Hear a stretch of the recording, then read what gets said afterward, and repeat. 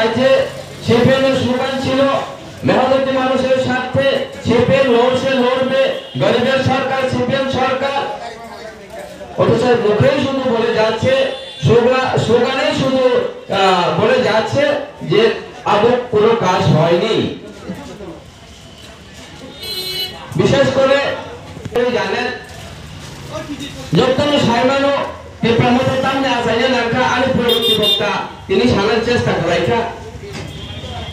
তো আমি আরো বলতে চাই এখন আমাদের বিভাগরা নেতৃত্বে তীব্রমথা যে আন্দোলন বা লড়াই আন্দোলন করে যাচ্ছে সেটা হচ্ছে সংবিধানের মধ্যে দিয়ে স্থায়ী সমাধান কনস্টিটিউশনাল সলিউশন। কেন এই দাবি করতে হচ্ছে সংবিধানের মধ্যে দিয়ে আমাদের দাবি কেন আমরা দাবির জন্য লড়াই করতে হচ্ছে তিনি আমরা অধিকার থেকে বঞ্চনা হচ্ছে আমাদের যা প্রাপ্য অধিকার ছিল গণতান্ত্রিক উপায়ে আমরা এই আমাদের দাবি আদায় করার জন্য এই লড়াই আন্দোলন। কাজে আপনারা সবাই শুনেছেন মহারাজা কি বলতেন मुझे कुछ नहीं चाहिए मुझे